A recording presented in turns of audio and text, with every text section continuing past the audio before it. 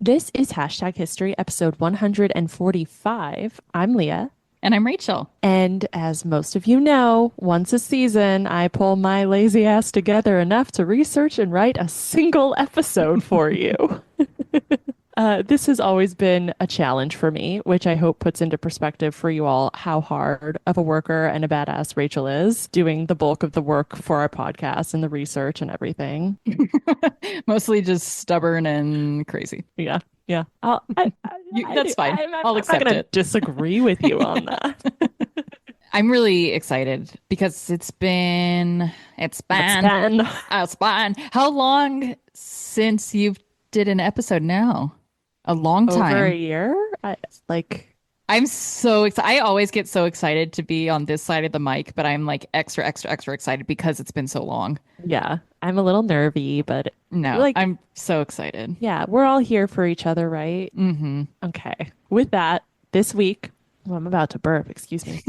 This week, we are going to take a closer look at one of those historical mysteries that has always captivated me personally and many others, obviously. And that is the mystery of D.B. Cooper. Ooh, I can't wait. For those of you who may be unaware, Are there people that are I unaware know. of me? I Yeah. don't know. You never heard of D.B. Cooper? Come on. On November 24th, 1971, a then unidentified man hijacked Northwest Orient Airlines Flight 305, traveling from Portland to Seattle. A pretty short flight for those unfamiliar with the Pacific Hmm. Northwest. That sounds like such a short flight. I don't think I remembered that I detail. actually go into that. Perfect. I'm like, you fly from Portland to Seattle? Okay. Why? During the flight, the hijacker informed the crew that he had a bomb and demanded $200,000 in ransom, plus four parachutes upon landing in Seattle.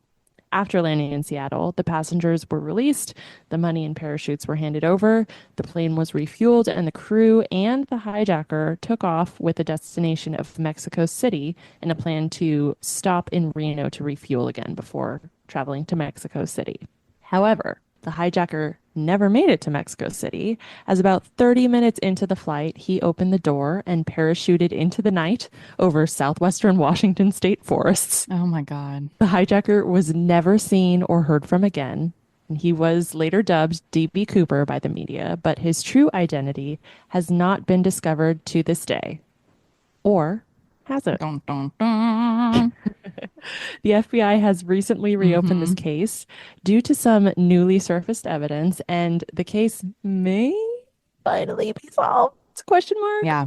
We will get into all of this and more, but first, let's have a drink Let's see. have a drink see. I'm Rachel, And I'm Leah.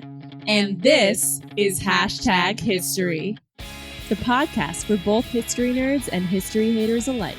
where we dive into history's greatest stories of controversy, conspiracy, and corruption.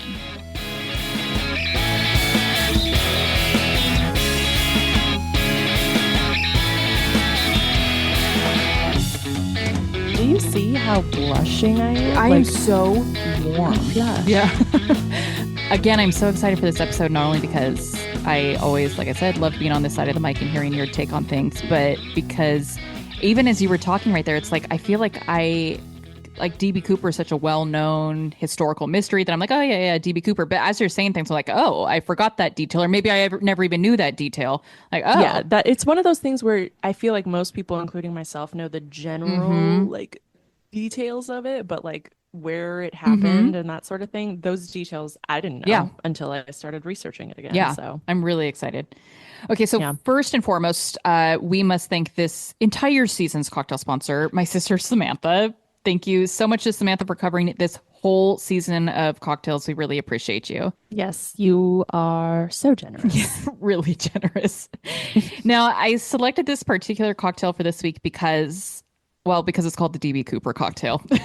I love it. I love There it. isn't much more to it than that. But I was also really interested in trying out this drink because as long as we've been doing this podcast and as many cocktails as we have tried over the years, we haven't really had many with soda that I can recall, other than like club soda or Sprite, right? I was just gonna say this, like buying a Coke for Yeah. this cocktail? What? I'm really excited about it. This drink calls for Coca-Cola, and that is Hmm. something that, at least to my knowledge, I don't remember us having with a cocktail on the Yeah, I don't podcast. think so. Yeah. At the time of this recording, Coca-Cola has actually been in the news a lot. This is because Coca-Cola gifted Trump with a commemorative bottle of Diet Coke in honor of him assuming the dictatorship. Oh, sorry, I meant the presidency. And as much as seeing the initial headline about this did make me want to boycott Coca-Cola, which not hard. It's not, I yeah. think I had a I Coke like 5 years ago, maybe. yeah, maybe 10 Maybe. for me. I don't know. Either way, even though it did boil the blood slightly, I did have to take a deep breath, something that I'm Hmm. doing a lot of this year so far, and remind Hmm. myself that this is actually a tradition. Since 2005, beginning with George W. Bush, Coca-Cola has commemorated each presidential inauguration with a limited edition Coca-Cola bottle. Right, right. Now, does this have anything to do with DB Cooper? Of course not.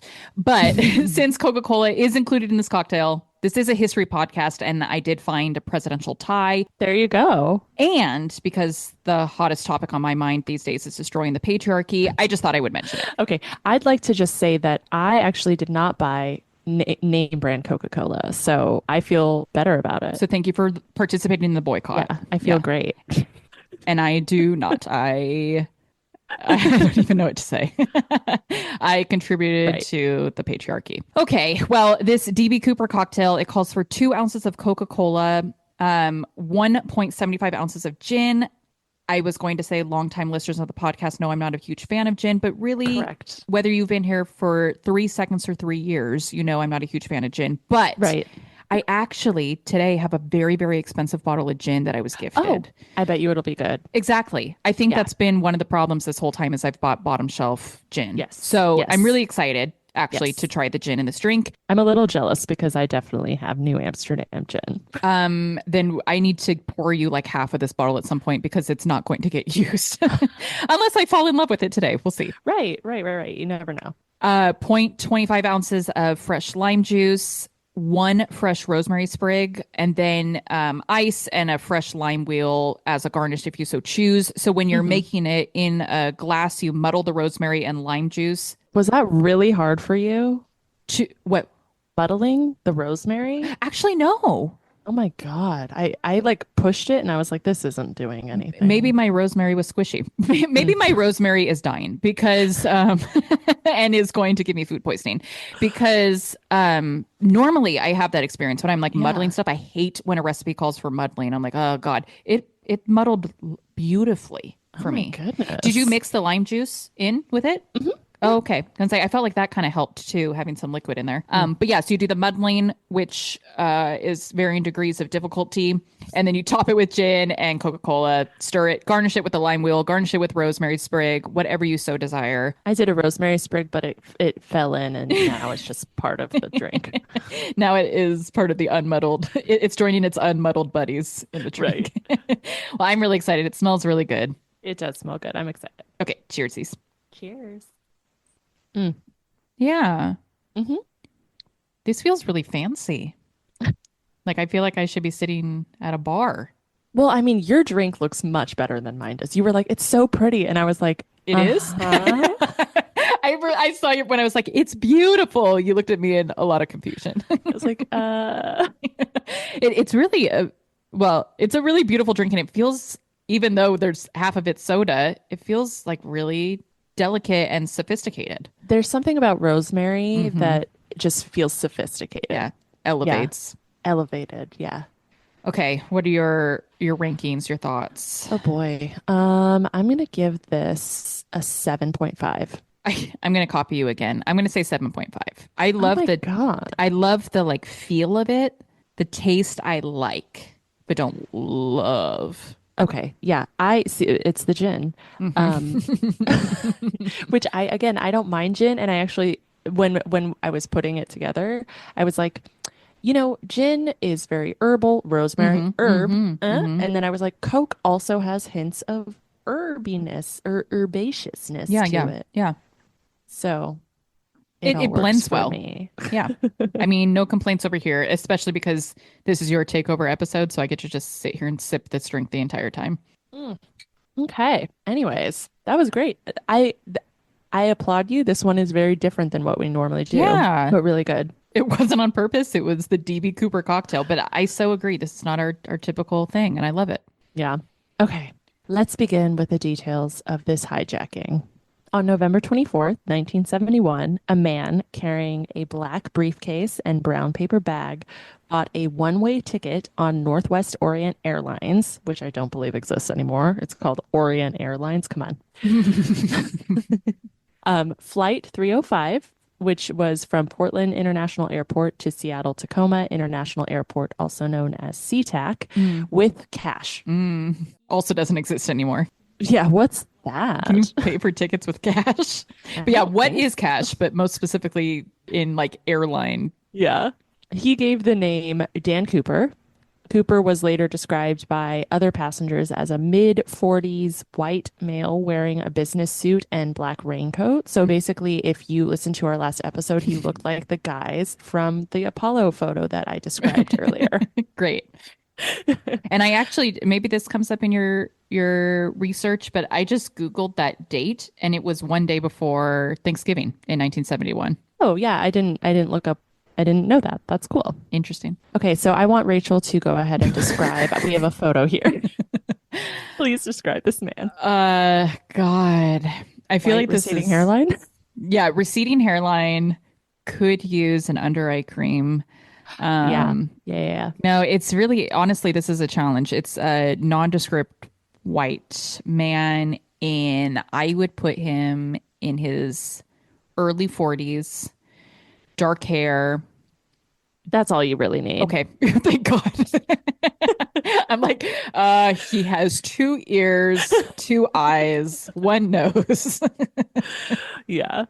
So after boarding the plane alongside 35 other passengers and 6 crew members, he found his seat in the last row. He ordered a bourbon and 7-Up, and We should have had that. I was just gonna say that's what we should have had, man. No, but I like this drink better. And the plane took off on time at 2:50 p.m. Very shortly after takeoff, he probably had to rush because this is like a 30-minute flight, guys. Honestly, I know we hinted at it like in the intro. Yeah. It's not even worth flying. It's No. so short. Just drive. Yeah, I have actually driven this before, and it didn't take me long at all. I'm pretty sure it's a couple hours drive. Yeah. So like by the time you get, I know there wasn't security back then, but like by the time you get to your terminal, you're already halfway there Yeah, driving. you've spent more time in the long run on the flight. Right. I don't understand. Anyways, so he handed a flight attendant, Florence Schaffner, a note. Schaffner first assumed he was giving her his number. I have to imagine this kind of crap happened for flight attendants all the time back Likely then. still does. Likely still Yeah, does. probably still does, honestly. So she stashed it in her purse and prepared to go about her business. Cooper then informed her, quote, "Miss, you'd better look at that note. I have a bomb," end quote. Oh, Yeah. it really does go to show how often this kind of stuff must have happened to flight attendants that she's like, cool, thanks, and just like puts it in her pocket, doesn't even look at it, and it literally says, I have a bomb on it. I just feel like nowadays there's so many movies and stuff about this sort of thing that like, I don't know. I just always, anything airplane related, if someone hands you a note, it's like, Yeah. dun, dun, dun. Yeah. you know? Are you going back to your comments about how short of a flight this was? That has to have been part of his planning, right? Because like you said, you're gonna have to remind me as we go through this, like, did he have true intentions in Washington? Is there like a reason he needed to be in Washington? Because if not, his intent was to hijack a plane. So would he choose a short flight on purpose, less risk? They're gonna have to land soon and shortly after his departure anyway. Yeah, maybe it was just a matter of where he was, circumstance, or maybe it was a matter of, yeah, it is such a short flight that he could boom, boom, boom, get it done. We land in Seattle and you get me my money. Yeah. Like, I have to assume that's his intentions. Yeah. I feel like if I were going to hijack a flight, it's definitely not one headed from where we live in Sacramento to New York, because then the second half of that flight is Really very awkward. Oh, it's so awkward. So, Not that hijacking is a laughing matter, but Right, that would be right. very awkward. Okay. oh my God, yeah. So upon opening and reading this note, which read, quote, "Miss, I have a bomb in my briefcase and want you to sit by me," Ooh, end quote. The flight attendant, Schaffner, sat beside him and asked to see the bomb. He opened his bag for her, showing her what looked to her like dynamite Mm-hmm. attached by wires to a battery. Mm-hmm. Cooper closed the briefcase and told Schaffner his demands. $200,000 in cash, which, by the way, is the equivalent of $1.5 million in 2024 when Oh. I first was starting research, Mm-hmm. and 4 parachutes. Schaffner relayed Cooper's demands to Captain William A. Scott, who transmitted the details to Northwest Flight Operations in Minnesota. Why, I guess, why Minnesota? Maybe that's where the central Mm-hmm. flight operations Mm-hmm. is for, I don't know, that's odd to me. Mm-hmm. And he also communicated this all to SeaTac Air Traffic Control, who contacted the Seattle Police Department and the FBI. Wow. A second flight attendant, Tina Mucklow, sat next to Cooper the remainder of the flight as a liaison between him and the crew. Mm-hmm. So he made additional demands to Mucklow during this time. Fuel trucks were to meet the plane, and all passengers were to remain seated while Mucklow brought the money on board. Cooper stated he would release the passengers after the money was in his possession. Then the parachute should be brought on board. That was the question I was just about to ask that maybe you kind of answered is like Mhm. the passengers are fully aware. No. Oh. Yeah, and that's something I think a little bit later on I might state this, but nobody knew until after the fact. Oh. Yeah. This is a little bit of revisionist history for me, or at least you know how history warps over time Yeah. and you just make conclusions. How I remembered the story was like everyone was like in a tizzy about it. Yeah, I think the flight crew all were aware of what was happening, obviously. Mm-hmm. But according to my research, yeah, Mm-hmm. until they landed and something like they landed in, Mm-hmm. further away from the gate or whatever, Mm-hmm. nobody on board knew what was happening. Wow. Yeah. So, flight attendant Mucklow later noted that Cooper, who she described as calm and, quote, rather nice, seemed very familiar with the area. Mm. While flying over Tacoma, he noted that he recognized it, and when told the parachutes he requested were being procured from McCord Air Force Base, he correctly noted that the base was only 20 minutes outside of SeaTac. Okay. So that's what makes me think it might be more circumstantial if he's from the area. Mm-hmm. Mm-hmm. Mhm. During all this, the passengers were not made aware of the situation, as I said before. They were told that their arrival in Seattle was delayed due to a minor mechanical difficulty. Mm. hmm So while the president of the Northwest Oriental Airlines, the FBI, and Seattle PD was gathering the ransom, parachutes, and to mobilize emergency personnel, Flight 305 just kept circling around Seattle for close to 2 hours. So this Oh. like 30, 45-minute flight turned to 2 hours, and all passengers on board were told it was for mechanical issues. I guess if I were on board, that's what I would prefer Oh, because for otherwise sure. I would be freaking out, Spiraling. spiraling, but also like how frustrating because it gets hot in there too. And especially a Yeah. flight that you're only expecting to take like 30 minutes. That's super frustrating. Anytime a flight takes longer than expected, but especially one that was a very, very short flight to begin with. Right. Yeah. Wow. So after landing in Seattle at 5:45 p.m., the captain parked the plane on an isolated runway away from the terminal and allowed only one airline representative to approach the plane with the parachutes and money. Flight attendant Mucklow took the ransom, 10,000 unmarked $20 bills, Mm. which were received from Seattle First National Bank from Northwest Seattle operational manager Al Lee, then returned with the money to Cooper's seat at the back of the plane. I just have to be wondering if you're a passenger. I feel like if you and I were on this flight for 2 hours, you and I would have not We would have been feared. like, do you think there's a bomb Yeah, I somewhere? mean, not that we're geniuses and we would have feared this out, but I think we would have been like a little bit of Something's conspiracy going theorist of on. like, we are not circling the city for 2 hours because of a mechanical issue. And then we just watched someone walk through here with a giant bag and hand it And to some dude on the four back and four parachutes. parachutes and hand it to some guy on the back of the plane. Yeah. Yeah. We wouldn't have put hmm it together, but we would have known something was up. We would have, our little, like, the hack, what is it? Our hackles would have been sticking up Uh-huh. on the back of our necks. For Yeah. sure. So at this time, Cooper agreed to release the passengers. So while they disembarked, he counted his money, offering a small stack of it to Mucklow when she jokingly asked if she could have some. She did this to relieve the tension, Mm. like awkward conversation. I totally would do this. I would be Yeah. like, can I have some of that? Yeah. Yeah. Yeah. Same. Mucklow made two additional trips outside the aircraft to retrieve the requested parachutes and offered a piece of paper with the parachute instructions to Cooper, Mm. which he said he didn't need. So interesting. I know. Flight attendant Hancock asked if her and Schaffner could leave, to which Cooper replied, quote, whatever you girls would like, end quote. Mm. Hmm. During refueling, Cooper also complained that they didn't deliver the money in a knapsack as he had requested. So, using a pocket knife, he cut the canopy from one of the parachutes they had provided and stuffed some of the money into it. Okay. He also gave very specific instructions to the flight crew as to where to go, what altitude they could fly at, and at what speed. He requested the landing gear remain down, the cabin remain unpressurized, and that they keep the rear door open with its air stair lowered. Okay. He's done a lot of research Uh-huh.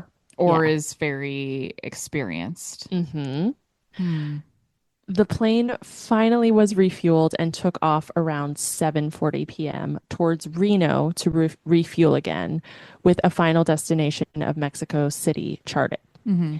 It was followed by three fighter planes who remained behind Cooper's plane and out of his view. Mm. Cooper asked flight attendant Mucklow to lower the aft stairs. I guess it wasn't actually lowered when they took off, but once they were in the air, he Mm-hmm. asked them to lower them. Mm-hmm.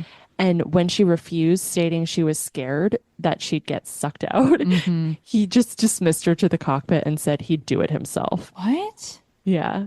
She asked him to take the bomb with him, and he said he would. She witnessed Cooper. I know. She's like, I could you know. take that with you, please? Yeah, it's like, would you mind? Would you mind taking this giant explosive away from me? Wow. So she witnessed Cooper tie the money bag, the bag he kind of Mm-hmm. created, Mm-hmm. around his waist as she made her way to the cockpit. Okay. And this was all around 8 p.m. Mm-hmm. A cockpit warning light flashed, indicating that the aft stair had in fact been lowered and deployed. The captain asked over the intercom if Cooper needed help, to which I guess they simply heard him reply, no.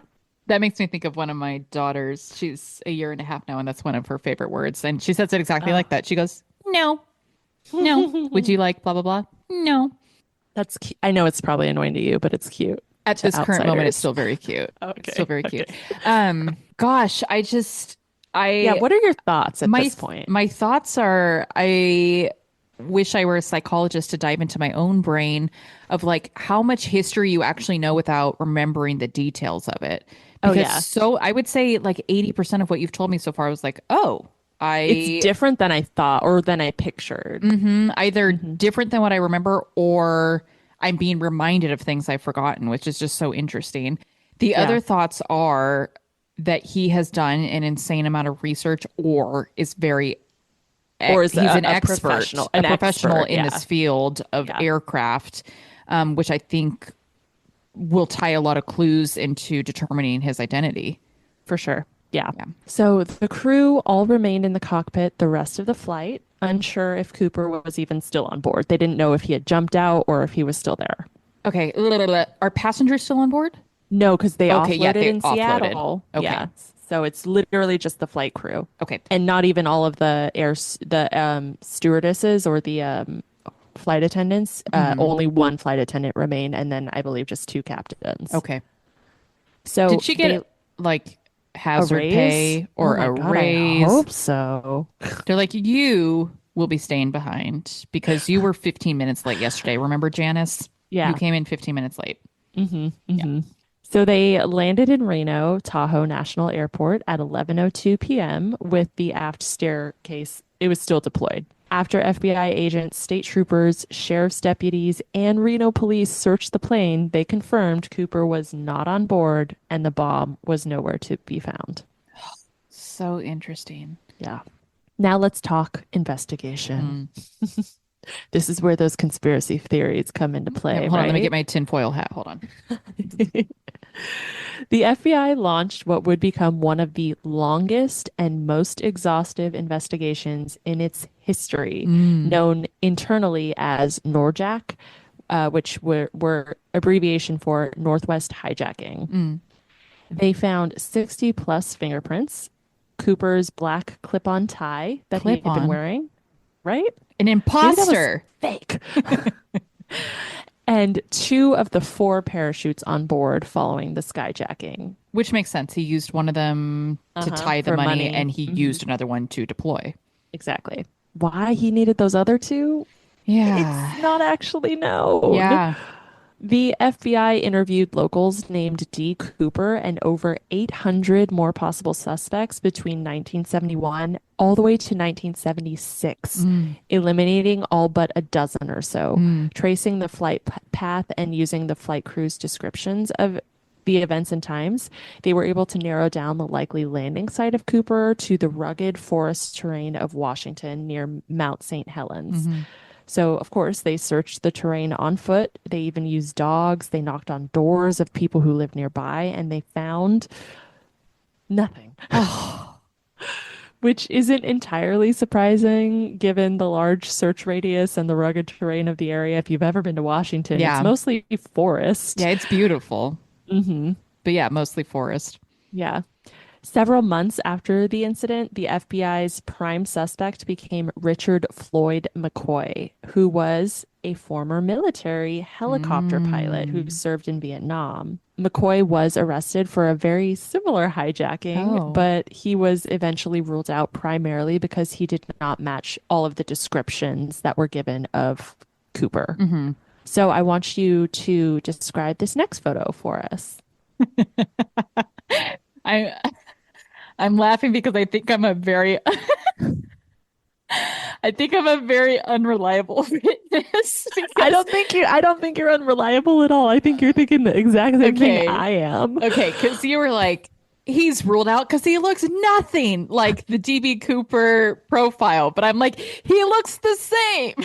It looks the He same. looks I like mean, a obviously. nondescript white guy with a receding hairline and big ears. Yeah, Like, like obviously there's minute details, but yes, like this is a drawing that someone exactly. did based on a description versus like I don't know. It could easily be the same guy in my mind. And the assumption with these, I've watched many episodes of Forensic Files. In fact, I talked to my Fall therapist about asleep to this. them, I yeah. fall asleep to it every night. Yes, my adorable therapist who is British, she's like, perhaps Rachel, have you considered listening to meditations at night instead of Forensic Files?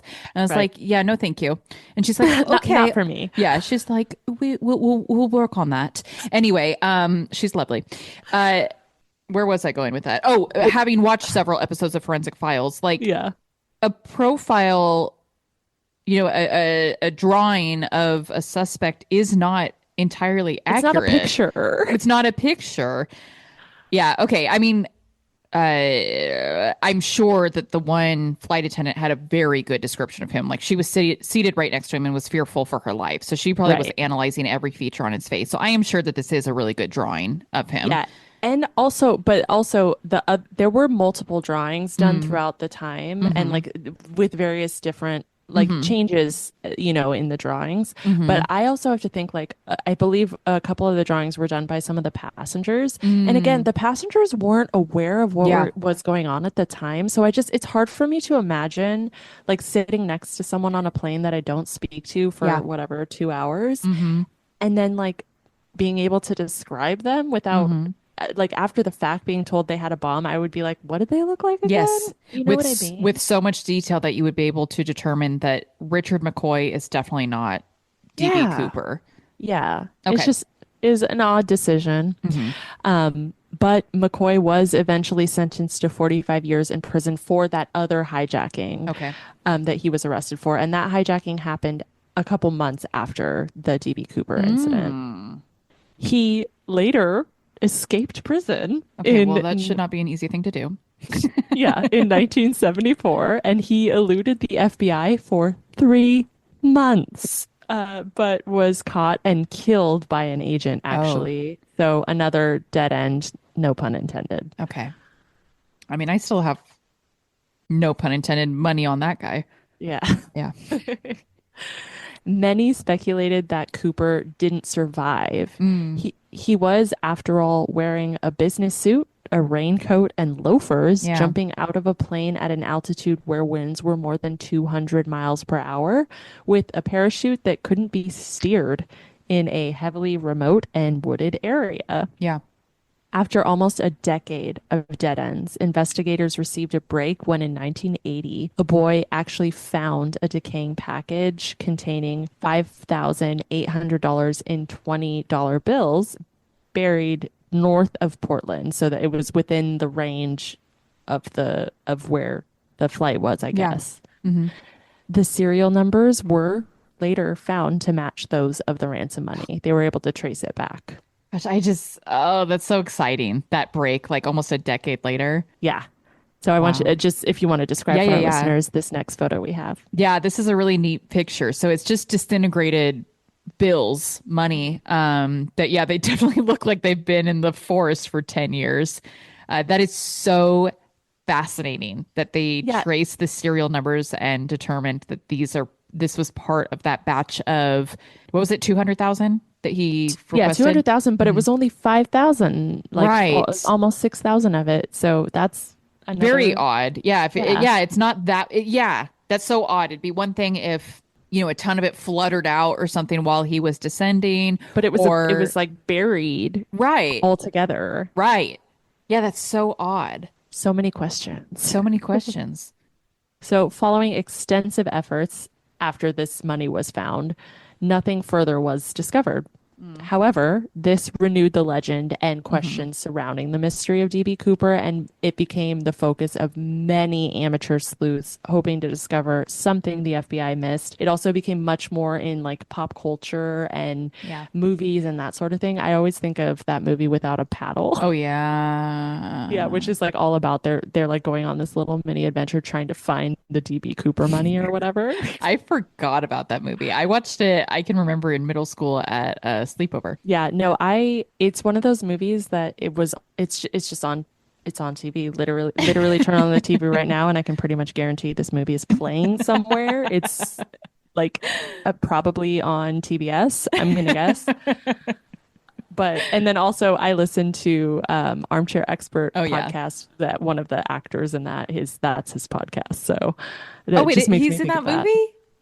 Yeah. No, I don't even remember. It was That so was his long first ago. movie. Oh, I Yeah. didn't. Wait, Dak Shepard? Yeah. I didn't know that. Yeah. Okay. I digress. So the case remained open, receiving occasional tips that led nowhere, all the way up until 2016 Wow. when it was finally closed. They just Mm. decided it's been too long. It's taken Hmm. too much of our time. We can't Hmm. figure it out. Hmm. So finally, I wanted to discuss some of the many theories that I found as to what happened to good old Coop. Hmm. And let me just say, these are just a couple there are several I'm like sure. theories and people who have dug into this a Hmm. lot more than what I've gone over today. So, as I mentioned before, most people believe that Cooper died after jumping out of the plane. He did, after all, choose to jump out of a moving plane into the wilderness in the middle of a storm. Jeez. This has always been my personal belief. Hmm. However, I learned in my research that 5 copycat skyjackings took place following the DB Cooper incident, one of which was the one we Hmm. mentioned before. Hmm. And all 5 of the copycats actually ended up surviving very similar jumps and scenarios. Wow. So this led investigators to believe that Cooper, he probably did survive, Yeah. right? Yeah. Some theorize that perhaps Cooper had an accomplice waiting for him on the ground where he Mm. landed, or he perhaps stored supplies near where he landed, or something Mm. like that. However, he never specified a Yeah. specific path to the crew of the aircraft, so there was no way for him to accurately determine exactly when and where he needed to jump if either of these options were at play.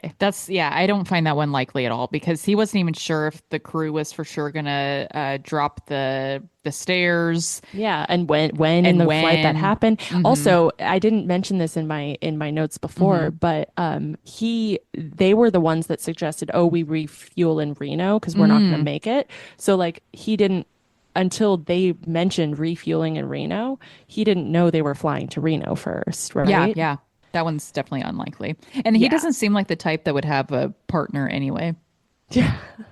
All right, psychologist. I know, but really, I mean, that is my very unprofessional opinion, but he really doesn't seem like that type that Yeah. he would be cooperating with anyone. Yeah. Now that's kind of it theory wise that Hmm. I found, but I know there are so many folks that have like much more detailed theories and Hmm. even I would even go so far as to say like conspiracy theories Hmm. about what might have happened to him. It's actually really fun if you go to the FBI website. They're much more on like based on the factual stuff, but Hmm. they do have some mentions of some theories or That's whatever. cool. Now, this is where the story ends, right? Shrouded in an unsolved mystery, lots of loose ends. Well, you'd be wrong if you think that. After more than 50 years, new evidence has emerged, which many speculate might possibly lead to the FBI officially solving this case. In November of last year, 2024, Hmm. Shantae and Rick McCoy III found a parachute in their mother's shed. Now, Mm, I don't know if the name McCoy rings a bell to you, it Rachel. does. It does. That I is the sure hope man that I so. looked at that looked like DB Cooper. Yeah, I hope it does because these two are none other than the offspring of the prime suspect in 1971, Richard Floyd McCoy. Oh, wow. What did we say in our last episode about the Challenger explosion to listen to your intuition? Your Mm-hmm. initial thought is generally right. Mm-hmm. Mm-hmm. So the McCoy siblings have long believed that their father might have been behind the 1971 hijacking, but they finally opened up about their suspicions to a journalist, Dan Greider, in 2023 after being repeatedly contacted by this amateur investigator, Mm. Dan. Hmm. And according to him, they presented the FBI with a parachute and harness that had been stashed in a storage shed on their family's North Carolina property. Oh. According to Greider, the FBI now has the parachute and harness, along with the harness and a skydiving logbook that McCoy's children claim show DB Cooper's movements near Oregon and Utah, the locations of the two skyjacking Hmm. events. So the DB Cooper one and then their father's Hmm. Hmm. confirmed skyjacking Hmm. one. This is the first real movement from the FBI on the case since the Bureau closed it back in 2016. And it broke, I want to say it was in November of 2024. So a Hmm. few months ago now from when we're recording this Hmm. in January of 2025. And since then, no further updates I have been know. made by the FBI. But it is possible that we may very soon hear that the case of the only unsolved skyjacking in U.S. history has finally been solved. Oh, this was part of why I was really eager to hear you cover this because I was aware of the most recent updates, but without this context, without the reminder of the players involved, I didn't have the connection of like, oh, McCoy was and always has been the number one suspect, and here's the reasons why. So this is extra exciting. As far as I'm concerned, case closed. Let's move on. Yeah, let's move on. Really, do we need to spend more time on this? Right. Because, Yeah, I am so eager. The FBI certainly has bigger things on their hands right now, but I am so eager for their conclusion, hopeful conclusion on this case. yeah, I'm really excited. I hope that something comes of it. I know it's been a few months of nothing happening, Hmm. but I am hopeful that they announce, Yeah, yep, it was McCoy. yeah. Because again, he looks exactly like DB Cooper. They look the same. What is that scene from The Office where Pam is like shown the two pictures and she's like they're the same. Do you know what I'm talking about? No, it's been a Oh, while since I've watched The hold on. Office. Let me make sure I'm not making this up. There we go. It's one of the top Google searches. It says corporate needs you to find the difference between this picture and this picture. And I Mhm. mean, it's just two pictures of their building, and Pam says they're the same picture. Okay, That's how okay. I feel right now looking at the DB Cooper sketch and McCoy. They're the same picture. They're the same. Yeah. Thank you all so much for listening to this episode of Hashtag History. All sources used to put together the episode can be found on our website, which is hashtag history-pod.com. A special thank you to my husband, Alex, as always, for editing the podcast. You are the best. We would not survive without you. Thank you. Thank you. Thank you. Subscribe to us on whatever podcast platform you use. Share about us with your family and friends, and then give us a rate and review. Be sure to check us out on Instagram at #history_podcast. And come join us over on Patreon, where for as little as $1 a month, you can help support our books and booze supply. This is a place to support the podcast. In exchange for your support, you will receive an automatic 15% off all merchandise, and we will mail you cards, stickers. Sure will. Sure will. Thank you. Okay, Right, bye. bye.